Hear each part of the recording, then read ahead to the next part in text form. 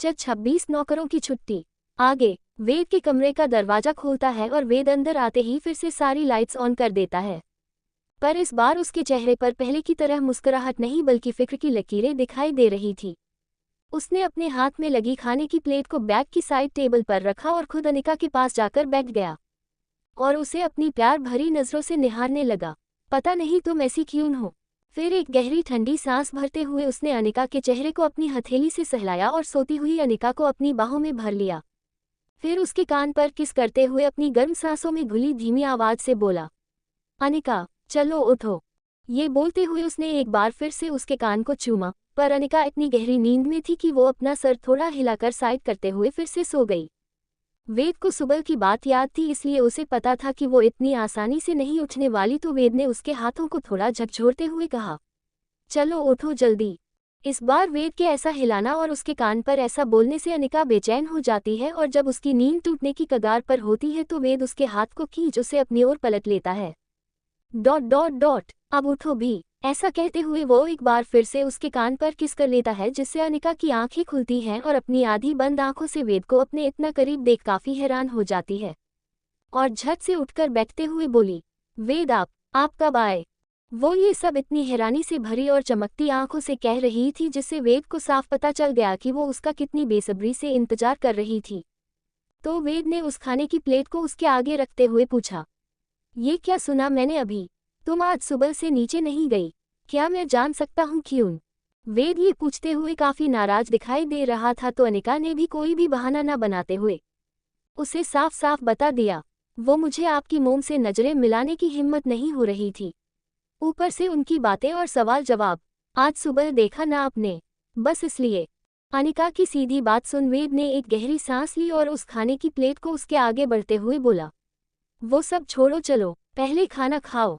उसकी बात सुनते ही अनिका पहले उस खाने से भरी प्लेट को फिर वेद को घूरते हुए उससे पूछने लगी, ये आप मेरे लिए लेकर आए हैं। उसके ऐसे ऐसे शक्ल बनाकर अजीब सवाल पूछने पर वेद ने उससे कहा, तुम्हें क्या लगता है इतना सारा खाना मैं मेरे अकेले के लिए लाया हूँ। जिसे सुनते ही अनिका ने मुंह बनाते हुए कहा, आपका कोई भरोसा नहीं है, बॉडी देखी है आपने अपनी, देखकर तो लगता है कि आप ये सब आराम से अकेले खा सकते हैं। उसे ऐसा बोलता देख वेद ने उसे घूरते हुए देखा और कहा, लगता है तुम्हें खाने की कोई जरूरत नहीं है, तुम में अभी भी बहुत एनर्जी बाकी है। ऐसा कहते हुए वेद उस प्लेट को उठाने लगा तो अनिका ने उसका हाथ पकड़ते हुए उसे मना किया, नहीं नहीं नहीं, सॉरी सॉरी सॉरी। ये कहते हुए अपने कान को पकड़े बैठी अनिका अपने मासूम चेहरे से लेकर अपनी आंखों तक से वेद से भी माफी मांग रही थी, जिसे देख वेद का दिल एक सेकंड में पिघल गया और वो उसे खाने की प्लेट दे वहां से जाने लगा कि तभी अनिका ने उसका हाथ थाम लिया। डॉट डॉट डॉट आप कहाँ जा रहे, आपने भी नहीं खाया होगा ना, चलिए बैठिए। अनिका ये बोलते हुए उसे अपनी ओर खींचते हुए अपने पास बैठा लेती है। फिर जैसे ही अनिका अपने मुंह में पहला निवाला लेने गई, वेद ने उसके लिए अपना चम्मच आगे कर दिया, जिसे देख अनिका थोड़ा सोच में पड़ गई। फिर जैसे ही वेद ने अपने चम्मच को पीछे खींचा तो अनिका ने उसके हाथ को पकड़ सबसे पहले उसके हाथ से निवाला ले मुस्कुराने लगी और फिर अपने निवाले को भी खुद ही खा लिया। ये देख वेद काफी खुश हुआ कि उसने वेद को अपने से पहले रखा और हल्की मुस्कुराहट के साथ उसे निहारने लगा। ऐसे ही दोनों ने अपना खाना खत्म किया और फिर कुछ देर दोनों कुछ बातें की, जहां अनिका बस अपनी उटपटांग बातों से वेद को हंसाने में लगी थी, जहां उसे देखकर कोई नहीं कह सकता था कि ये वही हमेशा गुस्से में रहने वाला वेद है और उसका इतना सॉफ्ट काना भी है, जिसे देख अनिका थोड़ा कंफ्यूज थी। फिर कुछ देर और बाद जब दोनों अपनी अपनी साइड पर बेड पर लेटे थे तो अनिका सीलिंग को और वेद अनिका को देख किसी सोच में था। फिर वेद अपनी बाहों को सिकोड़ते पलटकर अनिका की तरफ मुड़ गया, तुम्हें पता है तुम कितनी बड़ी डरपोक हो। वेद के ऐसा अचानक से गुस्से में उसे कहने पर अनिका उसे देखते हुए बोली, ये आप क्या कह रहे हैं, ऐसा कुछ नहीं। ये कहते अनिका के चेहरे पर एक अलग ही बेचैनी थी। फिर वेद उसे गुस्से से घूरते हुए कहने लगा, ऐसा ही है, तुम क्या चाहती हो कि मैं तुम्हें जान मार डालूं। वेद को ऐसा गुस्सा करते हुए देख अनिका कांप उठी और एक झटके से उठकर बैठ गई। ये आप क्या कह रहे, वो ये कहते वेद से दूर होने लगी। तो वेद भी उठ बैठा, आज मुझे तुम पर इतना गुस्सा आ रहा कि मैं बता नहीं सकता। वेद ऐसा बोलते ही अनिका के पास बढ़ने लगा तो अनिका डर कर बेड से उतरकर खड़ी हो गई। देखिए वेद, दूर रहिए, मैंने कुछ नहीं किया। वेद ने इसका जवाब दिया, तुम भाग क्यों रही हो, मेरी बात सुनो। लेकिन उसे अपनी पास आता देख अनिका डर गई और कमरे में दौड़ लगाने लगी। मैंने ऐसा क्या किया है वेद, जो आप मुझे मरना चाहते हैं? पर फिर अनिका को खुद से डरकर भागता देख वो खुद उसे ऐसे डरा कर सताने लगा क्योंकि वेद को भी उसे ऐसे देख कुछ मजा आ रहा था। उसे और डराते हुए वो अपनी कोल्ड वॉइस में उसे ऑर्डर देने लगा, इधर आओ।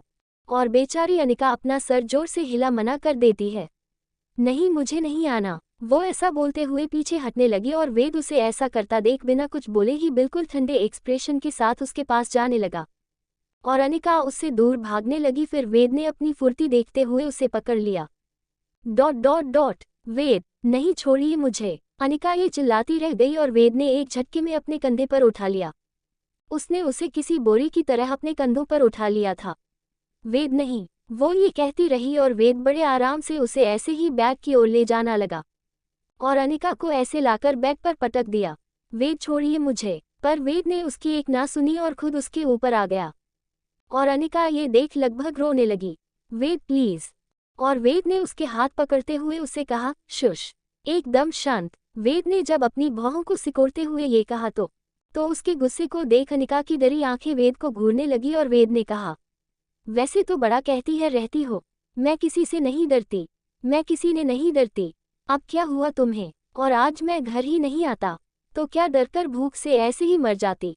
अनिका उसकी बातों को समझने के लिए एकदम शांति से उसके होठों को निहारने लगी और वेद आगे बोला, तुम मेरी वाइफ, और मेरी वाइफ को किसी से भी डरने का कोई भी हक नहीं है, हाँ सिवाय एक इंसान के। फिर अनिका अपनी टिमटिमाते नजरों से उसे देखने लगी और पूछने लगी, और वो कौन है? तो वेद ने उसके भ्रम को तोड़ते हुए कहा, मैं खुद। और कौन? ये कहते हुए वेद के चेहरा एकदम सपाट था जिसे देख अनिका ने पहली अपनी नजरें घुमाई फिर वेद को देखते हुए बोली, आप ये बात मुझे बिना डराए और बिना ऐसे उठाए भी कर सकते थे ना? वो अपने भोली से शक्ल बनाकर जब वेद से ये बोली तो वेद उसके ऊपर थोड़ा और झुकते हुए उसके चेहरे के एकदम करीब जा बोला, वो इसलिए क्योंकि जैसा कि मैंने कहा, तुम्हें सिर्फ मुझसे डर लगना चाहिए और किसी से नहीं। मैं तो आराम से ही बात करना चाहता था, पर भागना तो तुमने शुरू किया ना, फिर मैं क्या करता? उसकी बातें सुनते ही अनिका ने अपनी आंखों पर पलकों के पर्दे डालते हुए अपनी नजरें नीचे झुका ली। इस समय वेद उसके इतना करीब था कि उसकी गर्म सांसें वो अपने चेहरे पर बड़े आराम से महसूस कर पा रही थी और वेद को उसके लाल पड़ने लगे कानों को देखते हुए समझ गया कि अनिका कितना शर्मा रही थी। उसके चेहरे की गुलाबी रंगत जो उसके करीब जाने ही उसके मासूम चेहरे को घेर लेती थी वेद को उसकी ओर खींचने के लिए काफ़ी होती थी और वो कितना भी कोशिश कर ले अपने आप को उसके करीब जाने से रोक ही नहीं पाता था। फिर वेद ने उसके चेहरे को निहारते कहा, और वैसे भी मुझे तुम्हें डराना अच्छा लगता है। ये सुनते ही अनिका ने जैसे ही अपनी पलकों को उठा वेद को देखा तो वेद ने झुकते हुए उसके होठों को धीरे से अपनी गिरफ्त में ले लिया और उसे एक बार फिर अपनी आंखें बंद करने पर मजबूर कर दिया। इस समय जिस पोजीशन में वेद अनिका के ऊपर था उसमें अनिका का जरा भी हिलना नामुमकिन था और ऊपर से वेद ने उसके हाथों को भी इतनी मजबूत पकड़ में बैग पर दबाया हुआ था। वेद की कैद में भी अनिका उसकी छुअन से मिलने वाले सुकून में डूबने लगी और उसने भी वेद को अपने से दूर करने की कोशिश तक नहीं की। यह वेद उसे पूरी शिद्दत से चूमे जा रहा था। उसके लिए भी अनिका के करीब रहने का एहसास उसे उस दुनिया में ले जाता जहां से शायद ही वो वापस आना चाहता था।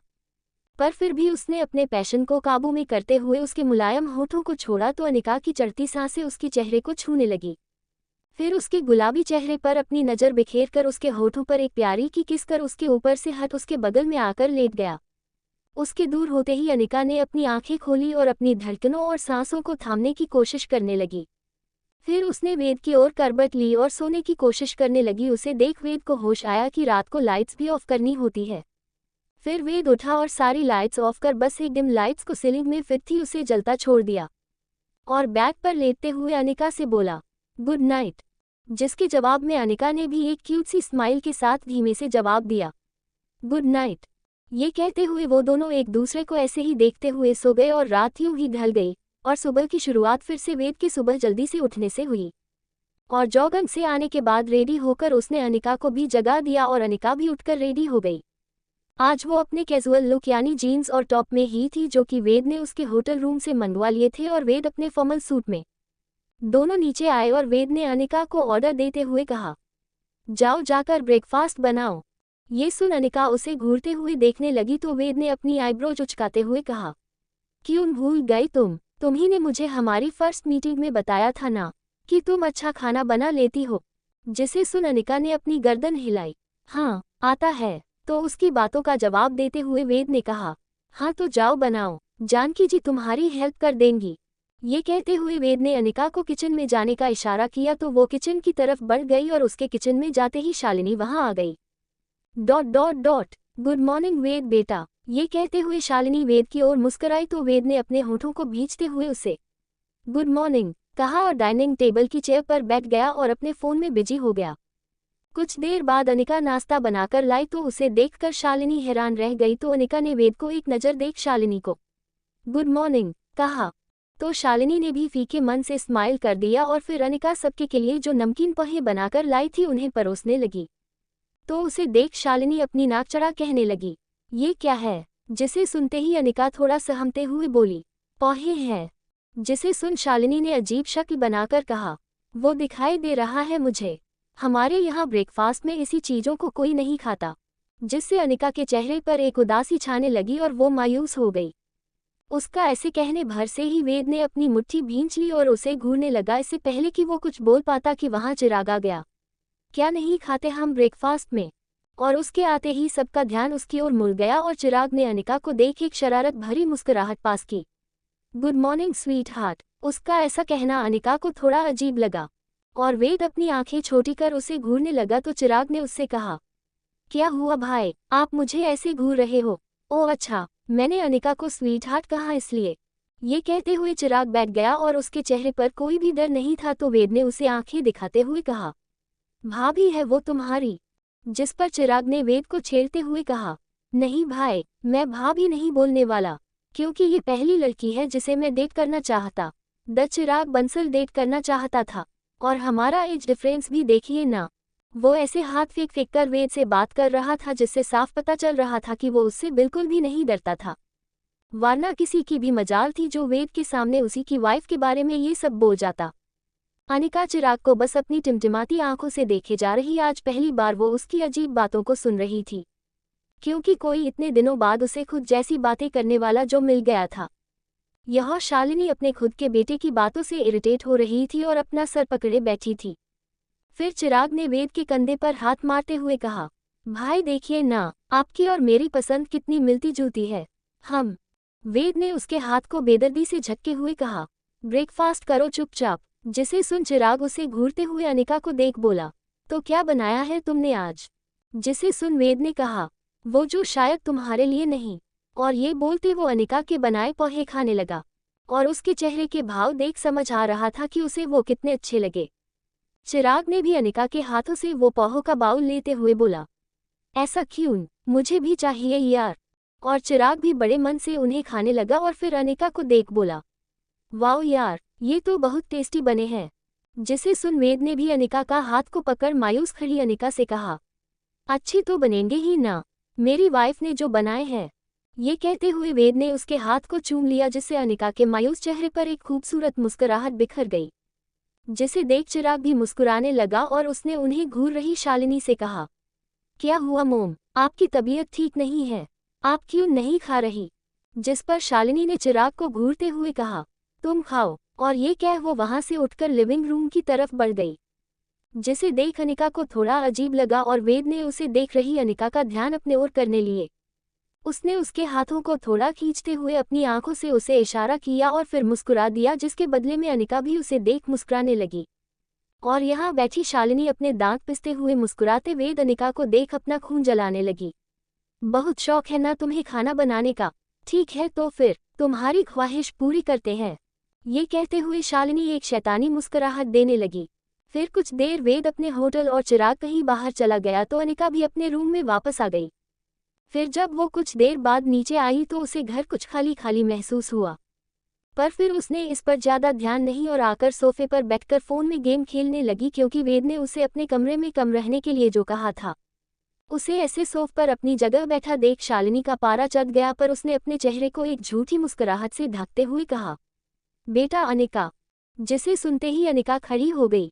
जी। फिर वहाँ गैरी भी आ गया जो सब सुनने लगा। तो शालिनी ने कहा, बेटा तुम्हें चाय बनाना आता है? मेरा सर बहुत दुख रहा है। जिसे सुन अनिका ने अपना सर हिलाकर हम में जवाब दिया तो शालिनी ने कहा, हो तो तुम बना ला सकती हो। तो अनिका ने सुबह की बात याद करते हुए कहा, आप कहें तो जानकी जी से बनवा दूं, शायद मेरे हाथ की आपको पसंद ना आए। जिसे सुन शालिनी दांत पिसते हुए मन में कहने लगी, ये की ना वेद की बीवी वाली बात। फिर अनिका से बोली, कोई नहीं है, वो क्या है ना, मैंने तुम दोनों की शादी की खुशी में सारे नौकरों को छुट्टी दे दे है, इसलिए। जिसे सुनते ही अनिका अजीब सी सोच में पड़ गई और शालिनी मन ही मन उसे देख खुश होने लगी। फिर गैरी को देख बोली, एक नहीं दो बना लाना, गैरी भी गया है ना, तो फिर जाओ। और उसकी तरफ आता गैरी शालिनी को ऐसे देख रहा था माना कोई अजूबा देख लिया हो। अनिका ज्यादा ना सोचते हुए अपना सर हिलाकर किचन में चली जाती है और गैरी यह अनिका को जाते घूर रही शालिनी को देख पूछने लगा, ये सब क्या है, आज आप मेरे लिए चाय बनवा रही है। जिसे सुन किचन को घूर रही शालिनी गैरी से मुस्कुरा बोली, माँ अभी तो खाना भी बनेगा। वो क्या है ना, जिसकी जो औकात होती है उससे वही काम करना चाहिए। उसके ऐसे दांत पिसते हुए ये कहने पर गैरी अपनी आंखें घुमाने लगा और शालिनी अपने दिमाग में साजिश रचने लगी जो उसके चेहरे पर साफ नजर आ रही थी। 27 चिड़चिड़ी चुड़ैल। आगे लिविंग रूम में एक सन्नाटा पसरा हुआ था। अनिका वहां खड़ी होकर एकटक बस शालिनी के चेहरे को पढ़ रही थी। फिर उस होल के सन्नाटे को तोड़ते हुए एक आवाज आई, मह एमेमुश, ये तो बिल्कुल फीकी है। शालिनी ने जब उस चाय के कप को अपने होठों पर लगा अनिका से ये बोला तो शालिनी के पास खड़ा गैरी जो चाय का कप लेकर शालिनी के रिव्यू का ही इंतजार कर था, वो चाय पीकर देखता है तो वो अपने मन में बोला, मीठा तो एकदम बराबर है, आह लगता है मैम इसे परेशान करना चाहती है। और ये बोल वो मुस्कुराते हुए शालिनी को देखने लगा। यहाँ अनिका शालिनी की बात सुन उससे बोली, मैं चीनी लेकर आती हूँ। और उसकी बात सुनते ही शालिनी झट से बोली, नहीं अब ये चाय वाय रहने दो, तुम एक काम करो, तुम 2 कप कॉफी बनाकर ले आओ। ओके बेटा। ये सुन अनिका अपना सर हिलाकर बड़े ही सुस्त कदमों से किचन की तरफ जाने लगी तो शालिनी ने उसे टोका, 1 सेकंड, ये चाय के कपस तो यहाँ से ले जाओ। जिसे सुनने के बाद गैरी अपनी चाय को एक ही बार में खत्म कर अपने कप को भी वहां सेंटर टेबल पर रखी ट्रे रख देता है। जिसे देख अनिका ने गैरी को देखा तो शालिनी ने अनिका की तरफ अपने आंखों से इशारा किया तो अनिका उस ट्रे को उठा वहां से किचन में जाने लगी। अनिका के चेहरे पर अब थोड़ी परेशानी छाने लगी जिसे देख शालिनी एक इविल स्माइल देने लगी। यहाँ अपने ऑफिस रूम में लैपटॉप पर कुछ काम कर रहे वेद का ध्यान अपने सामने टेबल पर पड़े फोन पर बार बार घूम रहा था। फिर आखिरकार उसे उठा चेक करने लगा, ये लड़की मुझे एक भी बार मुझे कॉल नहीं कर सकती क्या। यही सब बोलते हुए वेद अपनी ही बातों में उलझ सा जाता है, लेकिन मुझे उसकी इतनी चिंता क्यों हो रही, घर पर ही तो ठीक ही होगी। ये कहते हुए उसके चेहरे पर साफ नजर आ रहा था कि वो जो अभी वो बोला उसका दिल उसे लेकर तसल्ली नहीं कर पा रहा था। फिर अपने आप से कहने लगा, फोन करके मैं ही पूछ लूं, एक फोन करने में क्या जाता है। और ये बोल वो खड़ा होते हुए अनिका को कॉल लगाने लगा। और इधर अनिका का फोन वेद की कॉल से रिंग हुआ जिसे देख अनिका का चेहरा जो उदास था वो मुस्कुराहट से भर गया। हेलो वेद, फोन उठा उसने कहा। तो अनिका की आवाज ने कुछ ही घंटों में उसकी मीठी बोली को सुनने के लिए तरस चुके वेद के कानों को जैसे सुकून सा दे दिया और वो भी मुस्कुराते हुए उससे पूछने लगा, क्या कर रही हो तुम। तो अनिका ने कुछ सोचा, ... अगर वेद को पता चला कि मैं इसकी मोम के लिए कॉफी बना रही हूँ तो बेकार में गुस्सा करेगा। फिर सोच समझकर जवाब दिया, कुछ नहीं बस बैठी हूँ। तो वेद को उसकी आवाज पर कुछ शक हुआ और उसने अपनी आंखें छोटी करते हुए सवाल किया, कहाँ, रूम में।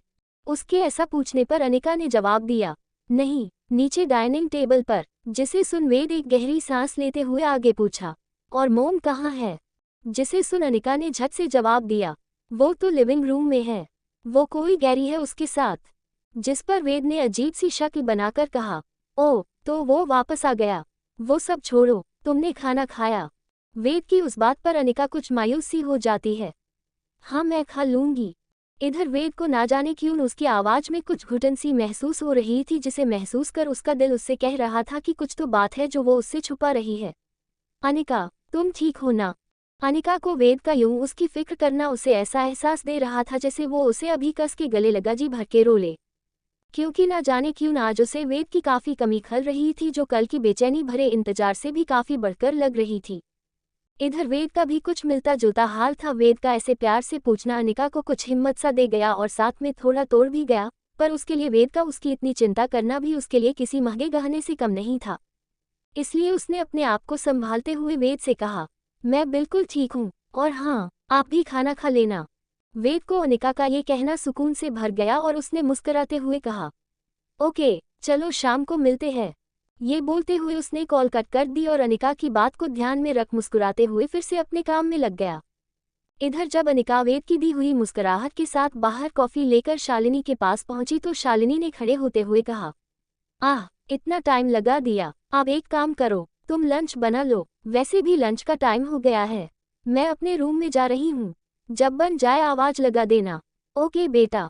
ये बोल शालिनी वहां से चली जाती है और अनिका जो अब गुस्से से भर चुकी थी वो किचन में वापस आकर उस ट्रे को जोर से पटकते हुए बोली, ये कहीं जानबूझकर तो मुझे बेवकूफ नहीं बना रही है ना। अपने सवालों के उधेड़-बुन में लगी अनिका के चेहरे पर परेशानी की लकीरों सब नजर आने लगी। फिर उसने गहरी सांस भरते हुए खुद को समझाया, छोड़ अनिका, सासों का तो काम ही होता है परेशान करना, और वो तो अच्छा है कि ये मेरी सगी सास नहीं है, वरना इन्हें खुश करने के चक्कर में मेरी पूरी जिंदगी निकल जाती। फिर कंफ्यूज होकर अपने आप से दोबारा बोली, लेकिन सगी सास होती है तो मैं थोड़ी ही यहाँ होती, फिर तो वेद की माँ ही उसके लिए बेस्ट वाइफ लेकर आती। ये सब बोलते हुए वो काम में लग जाती है। चलो खाना बनाते हैं। और पूरी मेहनत से अनिका खाना रेडी करने लगती है और साथ ही सारे किचन को भी साफ करती है। लेकिन शालिनी ने आज उसे पूरी तरह से तंग करने जो प्लान बनाया था उसे पूरा करे बिना उसे थोड़े ही चैन मिलने वाला था। अनिका का बनाया हुआ खाना भी उसे पसंद नहीं आया और अपनी नाक चढ़ाते हुए वो उसे ऐसे ही पूरा दिन कुछ न कुछ पकवाती रही और सब कुछ रिजेक्ट करती रही। अनिका का पूरा दिन शालिनी की ना सुनने में ही बीतने लगा और शाम ढलने लगी और अनिका ने रात का खाना भी बना लिया और शालिनी ने उसे नौटंकी करते हुए खा भी लिया। फिर बाद में अनिका अपने रूम में चली आई। पूरे दिन किचन में खड़े रहने की वजह से अब उसकी कमर ने उसे जवाब दे दिया और उसे बेड पर लेटने पर मजबूर कर दिया। यहाँ उस नर्म बिस्तर पर थककर चूर हो चुकी अनिका नींद में टूटकर गिर गई। और तभी वेद आज घर जल्दी आ गया और आते ही उसे भी आज घर थोड़ा खाली खाली महसूस हुआ। ना ही कोई नौकर ना ही शालिनी जो पहले ही अपने रूम में अपना मुंह छुपाकर चली गई थी उसे वहां कोई नजर नहीं आया। तो ये देख वेद सीधा अपने रूम में चला गया। रूम में एंटर होते ही उसे पूरे कमरे की लाइट्स आज ऑन मिली और जब उसने अपनी नजरें बैग पर पेट के बल लेती अनिका पर डाली तो वो सीधा उसके पास चला गया। अनिका को सोता देख वो अपने आप से बोला, ये लड़की जब देखो तब मुझे सोती हुई ही मिलती है, इसे नींद से इतना प्यार है। फिर वेद मुस्कुराते हुए उसके चेहरे के पास झुकाते हुए बोला, पर ऐसे लगती बहुत प्यारी है। ये बोलते हुए वो उसके गालों पर किस करना लेता है, पर आज उसके छुअन के एहसास ने अनिका को तुरंत जगा दिया। वेद उसे इतनी आसानी से जागता देख तो हैरान था ही और इधर अनिका उसे घर पर जल्दी देख हैरान थी। ... आप आ गए। ये बोल अनिका मुस्कुराते हुए उठ बैठी तो वेद ने भी उसे मुस्कुराते हुए कहा, तो आज तुमने खाना खाया या नहीं? जिसे सुन अनिका ने बहाना बनाया, वो मैं बस आपका ही वेट कर रही थी। जिसे सुनते हुए वेद ने अपनी आंखों को छोटा किया। तो इससे पहले वो कुछ और पूछ पता अनिका ने उठकर अपने बालों का बन बनाते हुए वेद से कहा, आप नीचे आ जाइए, मैं आपका नीचे वेट कर रही हूँ। उसे इतना जल्दी में सब बोलता देख वेद ने भी कुछ ज्यादा ना सोचते हुए अपना सर हिला दिया और अनिका अपनी नजरें चुराए बाहर चली आई। और वेद भी फ्रेश होने चला गया। नीचे आकर वेद डाइनिंग टेबल पर बैठ गया और अनिका किचन से खाना लेकर आई। वेद ने जब देखा कि अनिका फिर से किचन में जा रही है तो उसने तुरंत उसका हाथ पकड़ लिया। तुम ये सब क्यों कर रही हो? तुम बैठो, जानकी जी कर लेंगी। ये कहते हुए वेद ने जब उसे अपनी आंखों से बैठने का इशारा किया तो अनिका ने हिचकिचाते हुए उसकी बात का जवाब दिया, जानकी जी नहीं है। ये सुन वेद ने अनिका झट से पूछा, जानकी जी कहाँ गई? तबीयत ठीक है उनकी? तो वेद के सवाल पर अनिका ने बस अपना सर हिलाकर हम कर दिया। फिर वेद ने इधर उधर देख कहा, तो कहाँ गई वो? और अगर वो नहीं तो सुनीता को बुला लो। वेद ये सब बड़े ही नॉर्मल तरीके से बोल रहा था तो इसके जवाब में अनिका वहां बैठते हुए वेद की प्लेट में खाना परोसते हुए बोली, कोई नहीं, वो क्या है ना, आज सब छुट्टी पर है। ये कहते हुए अनिका के माथे पर एक भी शिकायत की लकीरों नहीं थी, वो बस वेद के सवाल का जवाब दे रही थी। और ये सुनते ही वेद की आंखें छोटी हो गई और उसने से पूछा, छुट्टी? कैसी छुट्टी? वेद को देखकर साफ नजर आ रहा था कि उसे ये बात कितनी अजीब लगी। फिर अनिका ने वेद को बताया, वो आपकी मोम ने हमारी शादी की खुशी में घर के सभी नौकरों को छुट्टी दी है। ये कहते हुए अनिका अभी भी एकदम नॉर्मल थी और वहीं ये सब सुनते ही वेद का माथा ठनक गया और उसके चेहरा कठोर होने लगा। सबको एक साथ छुट्टी दी मोम ने, और वो भी हमारी शादी की खुशी में। हैरानी से भरे वेद ने जब अपनी भौहों को उचकाते हुए उससे सवाल किया तो अनिका ने हल्की मुस्कुराहट के साथ जवाब में अपना सर हिलाते हुए हम करते हुए वेद से कहा, आप खाना खाओ ना। जिसे सुन वेद का ध्यान जब खाने पर गया तो उसने तुरंत अनिका से पूछा, तो फिर ये खाना किसने बनाया? उसके इतनी हैरानी से पूछने पर अनिका ने उतावले होते हुए जवाब दिया, मैंने बनाया है। और कौन बनाएगा? मैंने बताया था ना, मैं खाना बना लेती हूँ। तो चलिए बताइए कैसे बना है। आंखों में चमक लिए अनिका मुस्कुराते हुए वेद को देख रही थी और यहाँ वेद को समझने में देर नहीं लगाई कि शालिनी ये सब जानबूझकर किया था। डॉट डॉट डॉट डॉट ये आपने अच्छा नहीं किया। वेद अपने मन में दांत पिसते ये सब बोलते हुए वो अपने गुस्से को पीने की कोशिश करने लगा। वेद को कुछ सोचता देख अनिका ने उसके ध्यान को तोड़ते हुए उससे पूछा, क्या हुआ वेद, आपको पनीर पसंद नहीं है? मुझे नहीं पता था कि आपके क्या पसंद है और क्या नहीं। मुझे जो ठीक लगा मैंने बना लिया। आप कहो तो मैं कुछ और बना दूं। वो जैसे ही ये बोलते हुए वहां से उठने लगी तो वेद ने उसके हाथ को पकड़ते हुए उससे कहा, ऐसा कुछ नहीं, बैठ जाओ, खाना खाओ। ये कहते हुए वो खाना खाने लगता है और साथ में अनिका भी खाना खाने लगी। फिर खाना खत्म होने के बाद अनिका जिसे ही सारी डिशेज को धोने के लिए जाने लगी तो वेद ने उसे मना करते हुए कहा, इसे छोड़ो, सीधे ऊपर जाओ। वेद का ऑर्डर सुनते ही वो वेद को सवालिया नजरों से देखने लगी तो वेद ने एक बार फिर उसे अपनी आंखें दिखाते हुए कहा, मैंने कहा ना ऊपर जाओ और जाकर आराम करो। फिर वेद के आगे वो क्या ही बोल पाती, इसलिए चुपचाप ऊपर जाने लगी। उसके जाने के बाद अपनी पॉकेट में हाथ डालकर लिविंग रूम में टहलते हुए वेद सोफे पर बैठकर बड़े ही शांत भाव से कुछ सोचने लगा। उसकी आंखों में साफ दिखाई रहा था कि उसके दिमाग में कुछ तो चल रहा था। फिर उसने अपने आप से कहा, बहुत खुशी है ना आपको मेरी शादी की, तो चलो इसे थोड़ा सा और बढ़ा देते हैं। ये कहते हुए उसकी ठंडी आवाज में उसका गुस्सा झलक रहा था। फिर उसने अपने फ़ोन में विनोद का नंबर मिलाया।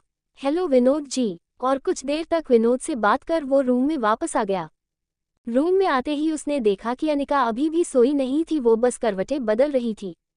उसे देख वेद ने रूम की सारी लाइट्स ऑन कर दी, जिससे अनिका उसे देख उठकर बैठ गई और वेद अपने क्लोजेट रूम की तरफ बढ़ा और वहां से एक ट्रैवल बैग लेकर आया।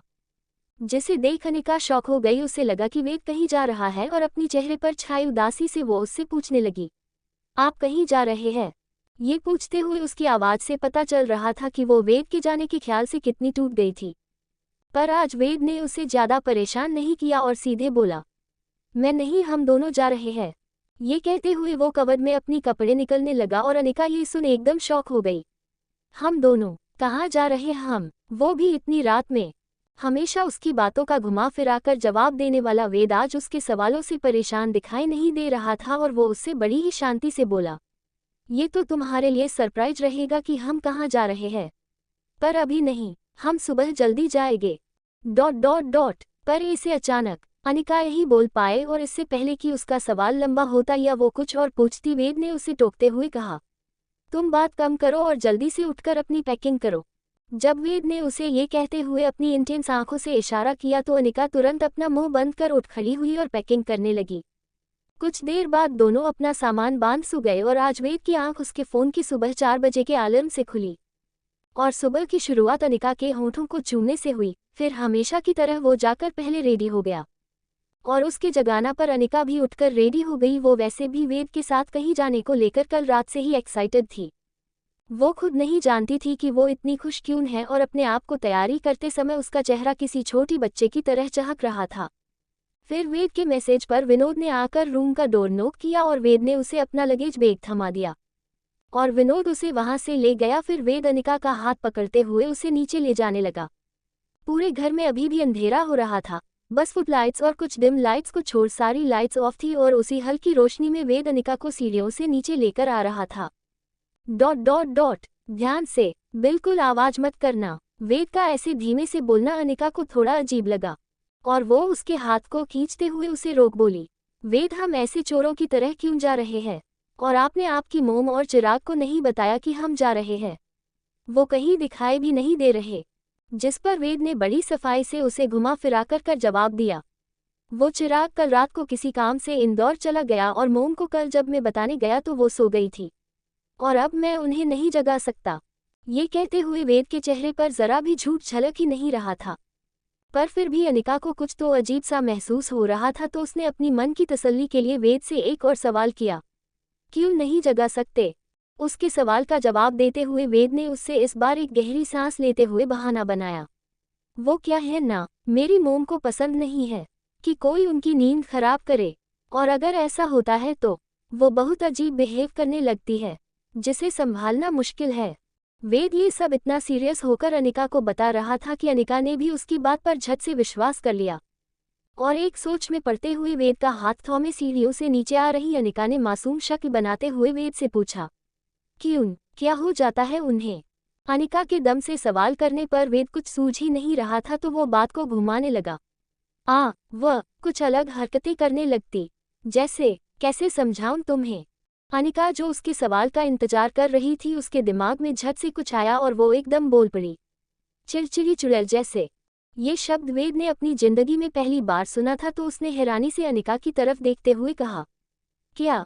वेद को ऐसा शौक देख अनिका ने उसे समझाया, हाँ, जब कोई उटपटांग हरकतें करता है तो उसे हमारे आगरा में चिड़चिड़ी चुड़ैल ही कहते हैं। वो ये इतनी मासूमियत से वेद को ये बता रही थी कि उसे देख वेद को सिर्फ जोरों से लोटपोट होकर हंसने का मन कर रहा था। फिर उसने हंसते हुए कहा, हाँ वही, चिड़चिड़ी चुड़ैल, और ये कहते हुए वो मुस्कुराते हुए उसे आगे ले जाना लगा। ... अब चले, वेद ने जब अनिका को देख कहा तो उसने मुस्कुराते हुए अपना सर हिला दिया, और वेद जो अभी भी उसकी बात पर हंस रहा था अनिका को लेकर घर से बाहर निकल गया। 28 सनसेट किस। आगे, सुबह के 8 बजते ही शालिनी अपने दिन की पहली कॉफी के लिए लिविंग रूम में बाहर आई, तो उसे वहां कोई नजर नहीं आया। जानकी, जानकी, यही कहते हुए वो किचन की ओर बढ़ी तो उसे वहां कोई भी नजर नहीं आया, जिसे देख वो हैरान रह गई। मैंने इन सबको बस कल रात तक की ही छुट्टी दी थी, तो अभी तक वापस क्यों नहीं आए? फिर कुछ देर तक उन सब का इंतजार करते हुए न्यूज़पेपर पढ़ने लगी, और ऐसे ही 1 घंटा बीत गया और अब शालिनी का सब्र का बांध भी टूट गया। कहाँ मार गए सब के सब? अभी तक आए क्यों नहीं? यही सब चिल्लाते हुए वो बाहर आई और वॉचमैन को बुलाया। वॉचमैन, इधर आओ। जब वो उसके करीब पहुंचा तो वो उसे ध्यान से देख बोली, तुम्हें तो मैंने पहले कभी नहीं देखा, कौन हो तुम? फिर उसके सवाल का जवाब सामने से आ रहे विनोद ने दिया, जी मैम, ये यहाँ सिर्फ 2 दिनों के लिए है, सारे होम वर्कर्स छुट्टी पर गए हैं इसलिए। विनोद की बात सुन शालिनी ने उससे पूछा, उन सब की छुट्टी कल पूरी दिन तक की थी, कहाँ वो सब? उसके ऐसे आंखें निकालकर विनोद से सवाल करने पर विनोद ने कहा, जी मैम, छुट्टी तो खत्म हो गई, पर वेद सर ने उन्हें स्पेशल छुट्टी देकर 2 दिनों की ये सभी को शिमला की ट्रिप पर भेजा है, साथ में आपके मैनेजर गैरी को भी।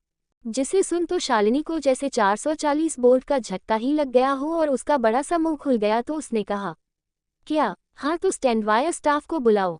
इस पर विनोद ने उसे बताया, सॉरी मैम, वेद सर ने उसके लिए मना किया है, उन्होंने कहा है मेंशन में कोई भी बिना 1 महीने की स्पेशल ट्रेनिंग और वेरिफिकेशन के काम करने नहीं आएगा। जिसे सुन गुस्से में आग का गोला हो चुकी शालिनी ने विनोद से गुस्से में अपने दांत पिसते हुए कहा, शट अप, और अंदर आते ही चिल्लाने लगी, वेद, वेद, नीचे आओ वेद। जिसे सुन पीछे से अंदर आकर विनोद ने उसे बताया, सर घर पर नहीं है मैम, वो और मैम बाहर गए हैं। ये सुनते ही शालिनी को होश एकदम खत्म उड़ गए और उसने अपना फोन उठाकर वेद को कॉल लगाया। यहाँ वेद कार में बैठा था और अनिका उसके कंधे पर अपना सर रखकर सो रही थी। वो अपने फोन में कुछ ईमेल चेक कर रहा था कि तभी उसे शालिनी का कॉल आता है, जिसे देख उसके चेहरे पर एक तिरछी स्माइल तैर जाती है, जिसे देख उसे साफ पता चल रहा था कि उसे इसका पहले से ही इंतजार था। और कॉल रिसीव करते हुए, गुड मॉर्निंग मोम, ये बोलते हुए वो शालिनी को चिढ़ाने लगा। इधर उसकी चहकती आवाज सुनते ही शालिनी उस पर बिखर पड़ी, ये सब क्या है वेद, ये क्या किया तुमने? उसकी तेज आवाज वेद के कानों को इतनी चुभी कि उसने अपने फोन को कान से हटा थोड़ा साइड कर लिया। ... आखिर किससे पूछकर तुमने ये सब किया? हाँ, किससे पूछकर छुट्टी दी तुमने सारे स्टाफ को? तुम मुझसे क्या चाहते हो? अब मैं तुम्हारे हिसाब से चलूं? ये सब शालिनी इतने गुस्से में बोल रही थी कि उसकी बात खत्म होते ही वेद ने उसे बड़े ही शांत ढंग से जवाब दिया, रिलैक्स मोम, रिलैक्स, मैंने कुछ भी नया नहीं किया। कल जब मुझे पता चला कि आप हम दोनों की शादी को लेकर इतना खुश है कि सबको छुट्टी गिफ्ट कर रही है, तो मैंने बस उस खुशी को थोड़ा सा बढ़ा दिया। तो इसमें क्या गलत किया? जिसे सुनते ही शालिनी ने समझने में देर नहीं की कि वेद ने अनिका से काम कराने का बदला निकालने के लिए ये सब किया है, तो उसने वेद की बात का कोई जवाब नहीं दिया। यह सामने इतनी शांति देख वेद ने आगे कहा, मोम, इतना हाइपर मत हो, ये कोई भी नया जन ऐसे ही घर में काम करने नहीं आ सकता। ये पॉलिसी तो आपने खुद ही डिसाइड की थी ना, और वैसे भी चिराग को मैंने एक स्पेशल मीटिंग के लिए इंदौर भेजा है, तो सिर्फ एक अकेले आपके लिए, और वो भी 2 दिन के लिए। क्या स्पेशल स्टाफ रखवाए? वेद ये सब बड़े ही आराम से शालिनी से ऐसे कह रहा था मानो वो शालिनी से कितना प्यार करता है और उसे उसकी कितनी फिक्र है। और यह शालिनी ये सब अपनी मुट्ठी भींच सुने जा रही थी। फिर वेद ने आगे कहा, और हाँ मोम, आपने कहा था ना कि मुझे और अनिका को थोड़ी प्राइवेसी की ज़रूरत है, तो मैं अपनी वाइफ के साथ एक मिनी हनीमून पर और न्यू ईयर सेलिब्रेशन के लिए आया हूँ। सो प्लीज़ हम दोनों को डिस्टर्ब मत कीजिएगा। Okay, bye. ये बोलते ही वो कॉल कट कर देता है और गुस्से से भरी हुई शालिनी फ़ोन कट होते ही लंबी गहरी सांसें खींचने लगती है। इधर वेद एक गहरी राहत भरी सांस लेता है, जिसे देख पता चल रहा था कि अब कहीं जाकर उसे सुकून मिला। फिर उसने अपनी कंधे पर सर रख कर सो रही अनिका को मुस्कुराते हुए अपने बाहों में भर लिया और उसके हथेली को अपने हाथ में ले अपनी उंगलियों से सहलाने लगा। अनिका की रिंग फिंगर में वेद की पहनाई वो डिमांड की रिंग धूप की रोशनी पड़ने पर चमक रही थी, जिससे वो उसके हाथ में और भी ज्यादा खूबसूरत लग रही थी।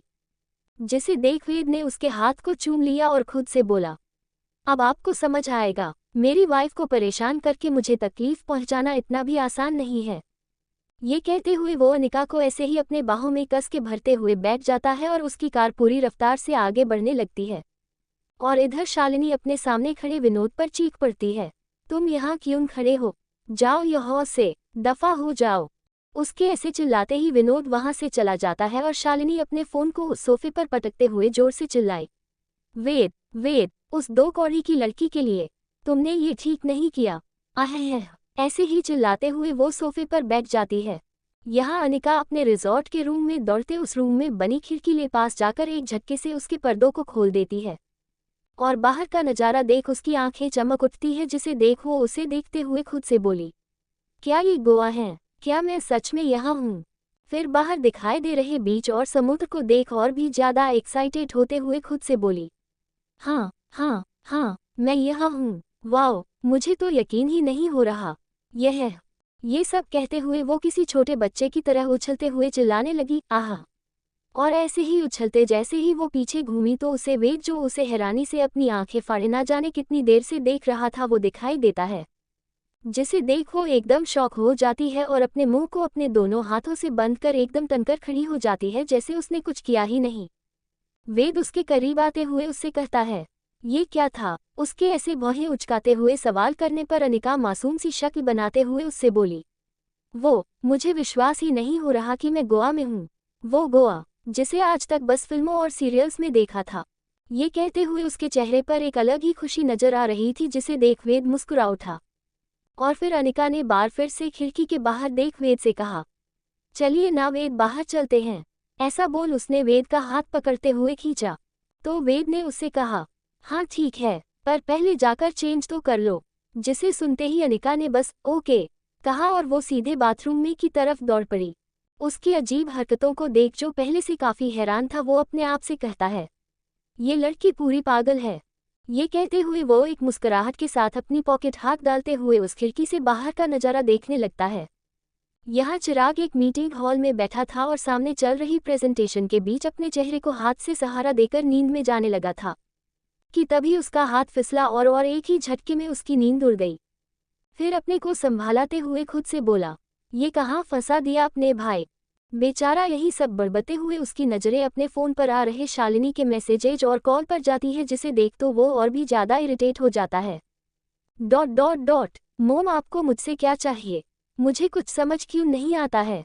ये कहते हुए वो शालिनी को डू नॉट डिस्टर्ब का मैसेज सेंड कर फिर से उस मीटिंग में अपना ध्यान लगने की कोशिश करने लगा। इधर बीच पर आते ही अनिका और भी ज़्यादा खुश होने लगी। पीले रंग की शॉर्ट फ्रॉक में वो किसी प्यारी गुड़िया की तरह लग रही थी और उसके पीछे आ रहा वेद भी आज सिंपल लाइट ब्लू शर्ट और वाइट पेंट में काफ़ी हॉट लग रहा था।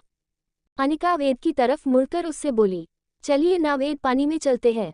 और उसके अरमानों पर पानी डालते हुए वेद कहने लगा, कोई ज़रूरत नहीं, बीमार पड़ जाओगी। और तुम्हें पता नहीं ये दिसंबर का महीना है, पानी ठंडा होगा। अपनी कोल्ड एक्सप्रेशंस के साथ अपनी आंखों पर चश्मा चढ़ाते हुए जब वेद ने ये कहा तो अनिका उसके चश्मे को आंखों से खींचते हुए उससे कहने लगी, ये क्या बात हुई? और ऐसा था तो आप मुझे दिसंबर में क्यों लेकर आए? एक दिन बाद जनवरी में ले आते। उसके ऐसे बच्चों की तरह मुंह फुलाकर ये कहने पर वेद को उस पर बहुत प्यार आ रहा था, पर फिर भी वेद अनिका को सताए बिना कैसे रह सकता था। इसलिए उसने अनिका को चिढ़ाते हुए कहा, इतना ही शौक है तो जाओ अकेले। मैंने थोड़ी ही रोका। जब वेद ने ये कहा तब उसे लगा अनिका उससे रिक्वेस्ट करेगी और थोड़ा प्यार से मनाएंगी, पर शायद आज उसकी किस्मत ने उसे ये मौका नहीं दिया। और अनिका ने कहा, हाँ चली जाती, पर क्या करूं, मुझे स्विमिंग नहीं आती है ना। तो अगर मैं डूब गई तो कोई तो आसपास होना चाहिए ना मुझे बचाने वाला। मैं इतनी जल्दी मरना नहीं चाहती। उसके ऐसा कहने पर तो वेद को ऐसा लगा जैसे उसके सारे ख्यालों को अनिका ने पानी में डुबाकर मार डाला हो। इस पर उसने अपनी भौहों को सिकुड़ते हुए अनिका ने कहा, क्या कहा तुमने? मैं तुम्हें क्या लाइफ गार्ड लगता हूँ? वेद के ऐसे पूछने पर अनिका, जो आज उससे जरा भी नहीं डर रही थी, उसने अपना मुंह बनाते हुए उसकी बात का जवाब दिया, हाँ क्यों नहीं। देखिए ना, लाइफ गार्ड का हिंदी में मतलब होता है जीवन रक्षक, और पति तो वैसे भी पत्नी का जीवन रक्षक होता है, और पत्नी की रक्षा करना पति का पतिधर्म है, पति देव। अनिका ये बोलते ही वो वेद को चिढ़ाने के लिए अपने हाथ उसके सामने जोड़कर मुस्कुराने लगी। ये सुन वेद ने कहा उसे ऐसे छोड़ने वाला था तो उसने भी बिना भाव के दम सपाट लहजे में कहा, अच्छा ऐसा है क्या? तो फिर ठीक है, पहले तुम्हें पानी डूबाकर फिर बाद में बचाकर आज अपना पतिधर्म पूरा करता हूँ। उसने जैसे ही ये कहते हुए अपनी स्लीवस ऊपर चढ़ना शुरू किया तो अनिका को समझ आ गया अब तो उसकी शामत आने वाले है, तो वो वेद की चंगुल से जितने जोर से हो सका उतनी जोर से दौड़ लगने लगी, और वेद भी उसके पीछे उसे पकड़ने के लिए भागा।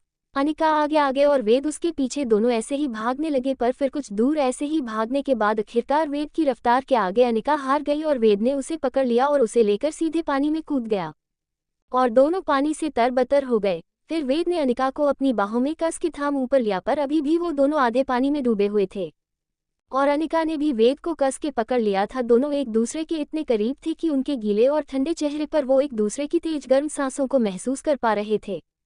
यहाँ अनिका पानी में कम, वेद की आंखों में ज्यादा डूब गई। उसकी वो भूरी आंखें जो सूरज की तेज रोशनी में चमक रही थी वो उसमें कहीं खो गई। आज पहली बार था जब अनिका बिना किसी हिचकिचाहट के वेद के इतने करीब रहकर वो उसे इतने ध्यान से देख रही थी, वरना हर बार वो उसके करीब जाते ही अपनी नजरें झुका लिया करती थी। और वेद उसके उस दिल पर एक बार फिर से अपना दिल दे बैठा जो उसके होठों के पास था, और उसने उसकी नेक को थामते हुए उस दिल को अपने होठों से छू लिया। उसके किस करते ही अनिका के होठों पर आज एक प्यारी सी मुस्कुराहट ने कब्जा सा कर लिया जो आज से पहले शायद कभी नहीं आई थी। फिर वेद उसका हाथ थामते हुए उसे पानी से बाहर ले आया, और जैसे अनिका के गीले बदन को वहां चल रही तेज हवा को छुआ तो वो कांप उठी, और उसके हाथ को कांपता देख वेद समझ गया कि उसे ठंड चढ़ने लगी है। तो वेद ने उसे अपने करीब करते हुए उससे कहा, मना किया था ना, अब कांप क्यों रही हो?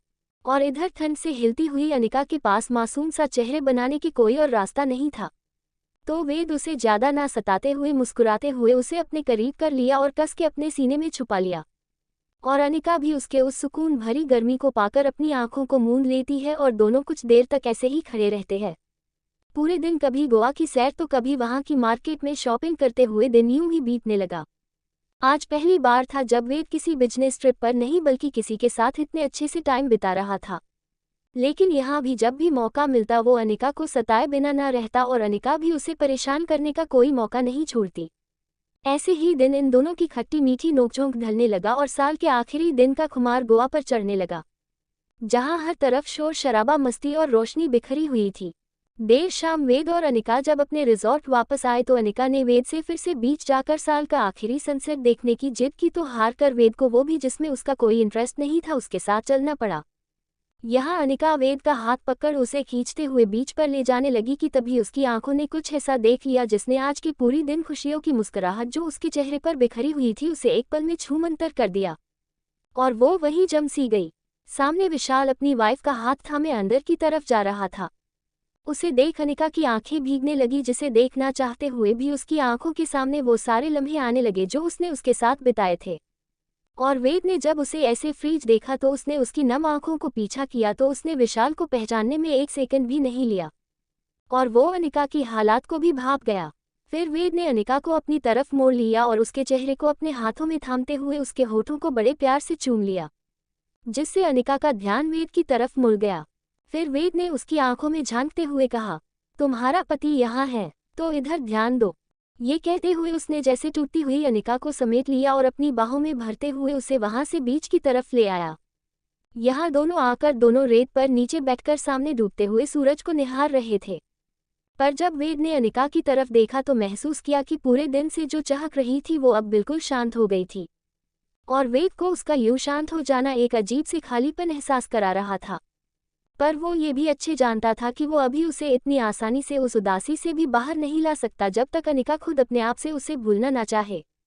इसलिए उसने थोड़ी कोशिश करना ही लाजमी समझा और अनिका के थोड़ा और करीब जा उसे अपनी बाहों में भरते हुए उससे बोला, तुम मुझे बता सकती हो जो मन में चल रहा है और तुम्हें परेशान कर रहा है। वेद ने उसकी आंखों में आंखें डालते हुए जब ये बोला तो उसकी बातों में अपनापन महसूस कर अनिका के दिल का दर्द उसकी आंखों से पानी बनकर छलक उठा।